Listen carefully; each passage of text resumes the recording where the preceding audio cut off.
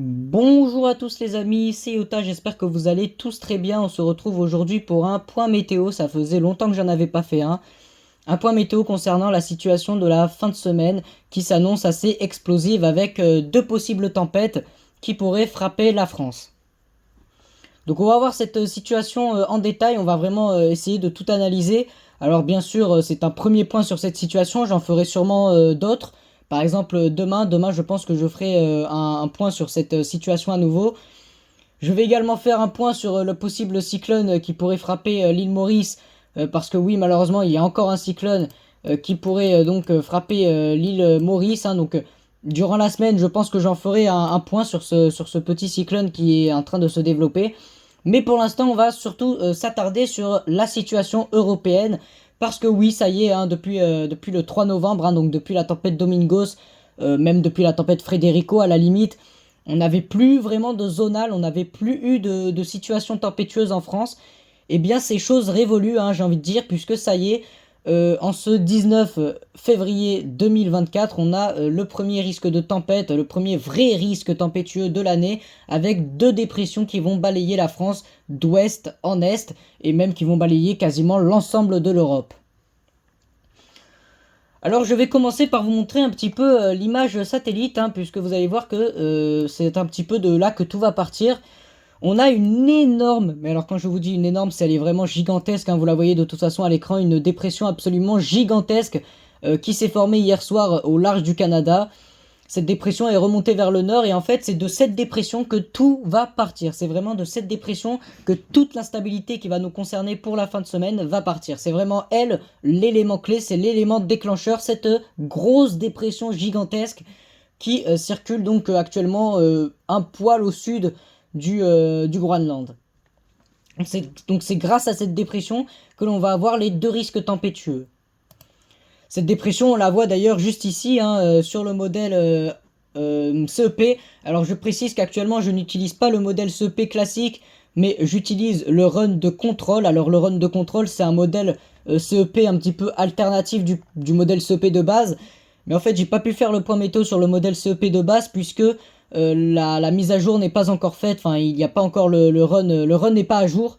Donc je suis obligé d'utiliser le run de contrôle du coup pour regarder CEP un petit peu à jour. Donc voilà. Donc cette dépression, on la voit juste ici. On a cette dépression au nord. On a également l'anticyclone qui perdure depuis maintenant à peu près 3 mois sur la France. Il ne veut pas nous lâcher les bottes.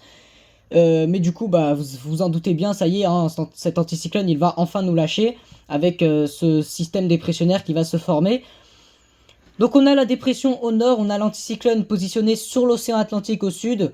Donc on a en fait de la masse d'air chaude au sud, de la masse d'air froide au nord, et on a entre ces deux masses d'air un conflit de masse d'air qui va se créer. Donc voilà, c'est toujours la même histoire de toute façon avec les tempêtes, c'est toujours de la même façon que ça se développe. Donc cette dépression, elle paraît déjà très large, je vous l'accorde, elle est déjà gigantesque. Et bien sachez qu'elle va continuer à s'élargir, elle va s'élargir, et petit à petit en fait elle va s'étendre jusqu'à atteindre l'Europe. Alors dans un premier temps elle va atteindre les îles britanniques, pardon. Dans un premier temps elle va atteindre les îles britanniques. Et elle va donc mercredi matin balancer sa première tempête, enfin sa première dépression, à mon avis ce sera pas une tempête, mais elle va en tout cas lâcher sa première dépression sur les îles britanniques. On la voit juste ici, on a un petit creusement qui se fait, un creusement assez faible, c'est une petite dépression qui se fait. Le système dépressionnaire quant à lui va commencer à vraiment devenir monstrueux, il va de plus en plus s'élargir, il va vraiment exploser en intensité. Il va y avoir donc plusieurs dépressions comme vous le voyez, là il y en a une, il y en a deux, il y en a trois, et on va voir qu'il va y en avoir une quatrième.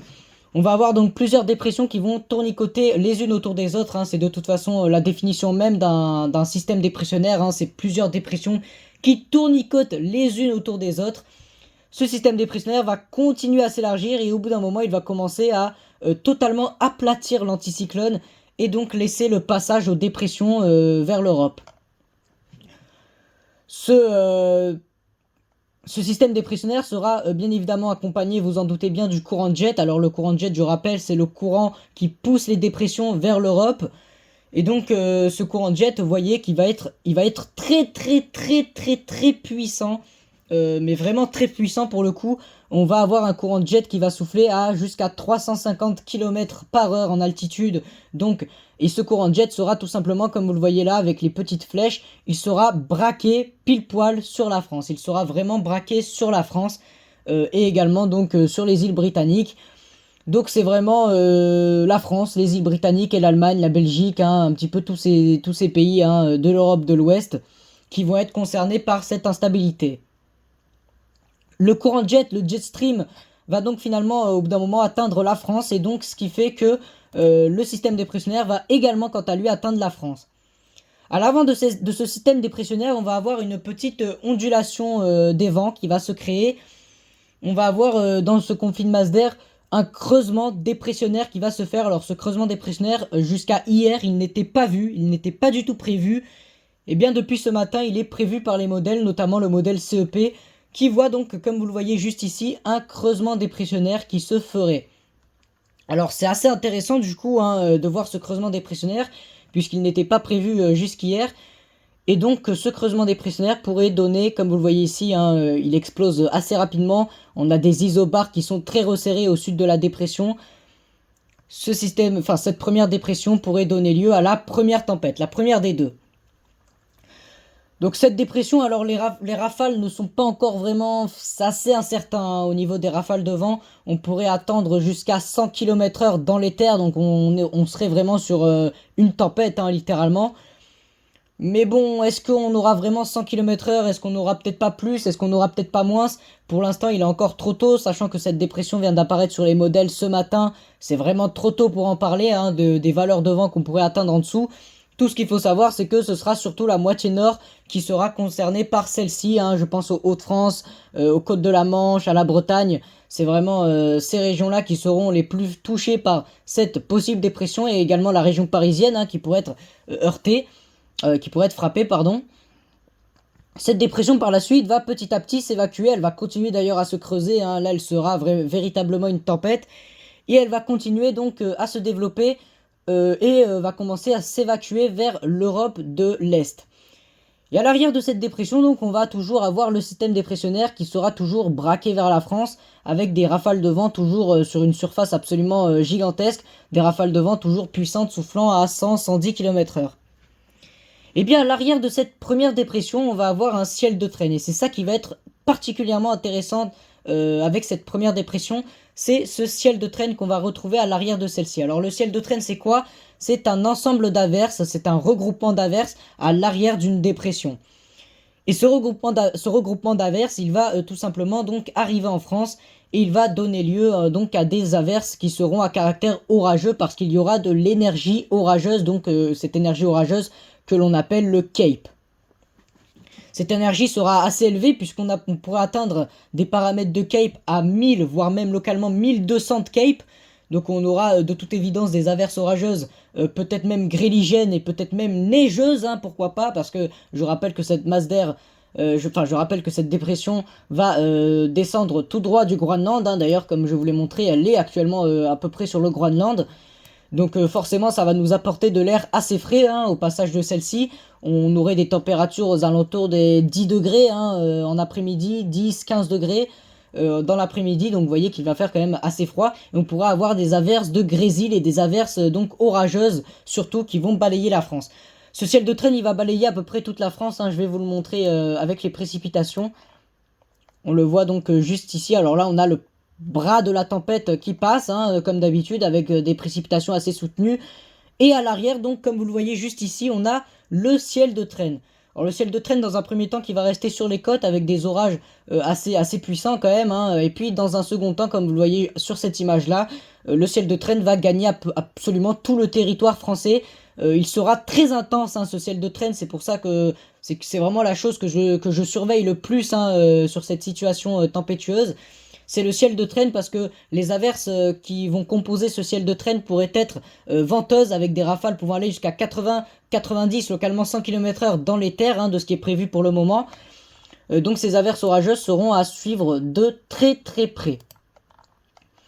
Alors suite à ça, le système dépressionnaire va ensuite s'évacuer, enfin il va commencer à faiblir et il va commencer à s'évacuer vers l'Europe de l'Est, enfin le nord de l'Europe globalement, et les rafales de vent vont commencer à s'atténuer.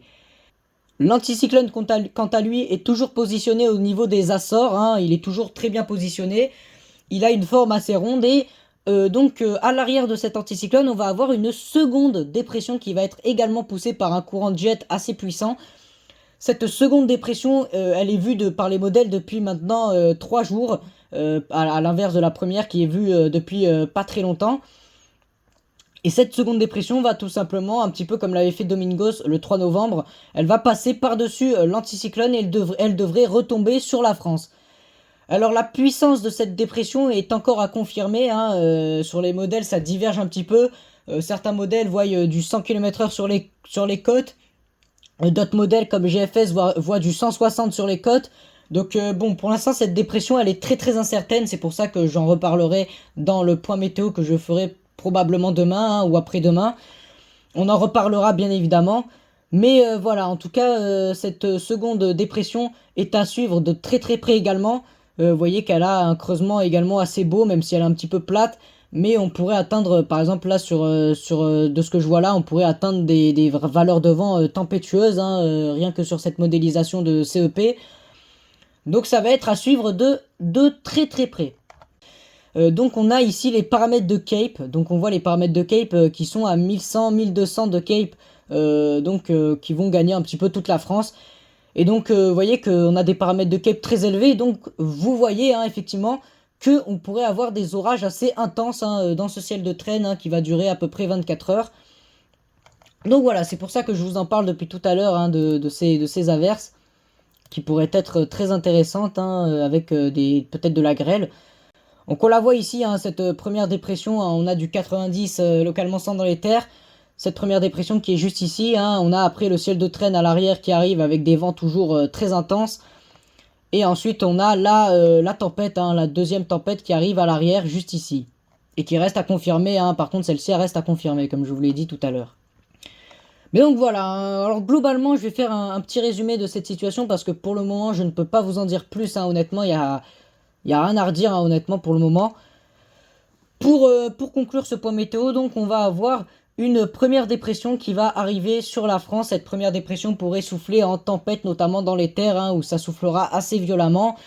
À l'arrière de cette première dépression, on va avoir un ciel de traîne qui va nous apporter des averses avec des vents aux alentours des 90-100 km/h, que ce soit sur les côtes ou dans les terres.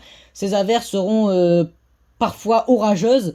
D'ailleurs, Kéronos a lancé un risque modéré hein, pour la journée de jeudi sur le littoral. Donc entre la Bretagne et tout le littoral atlantique, le littoral aquitain, le littoral un petit peu du centre-ouest. Donc Kéronos a lancé le risque d'orage modéré. Et donc voilà, ça prouve bien effectivement qu'on aura donc très probablement des averses orageuses à caractère assez intense. Après ce ciel de traîne qui va durer à peu près 24 heures et qui va nous balancer des averses toujours plus orageuses et toujours plus venteuses, on aura techniquement, enfin probablement, une tempête qui va se creuser, alors dont la puissance et dont la fiabilité est très incertaine, mais en tout cas le risque est encore présent, il est même d'ailleurs très présent pour cette seconde tempête. Voilà, c'était tout pour moi, hein. Portez-vous bien les amis, n'hésitez pas à liker, commenter, partager et à vous abonner hein, si ce point météo vous a plu, j'espère avoir expliqué le mieux possible. On se retrouve normalement demain pour une nouvelle vidéo, oui, hein, parce que là, du coup, entre le cyclone et entre la situation européenne, je vais avoir beaucoup de vidéos à tourner hein, cette semaine, hein, la chaîne va être très très active. Moi en tout cas, je vous dis, c'était Yota, passez une agréable journée, ciao ciao.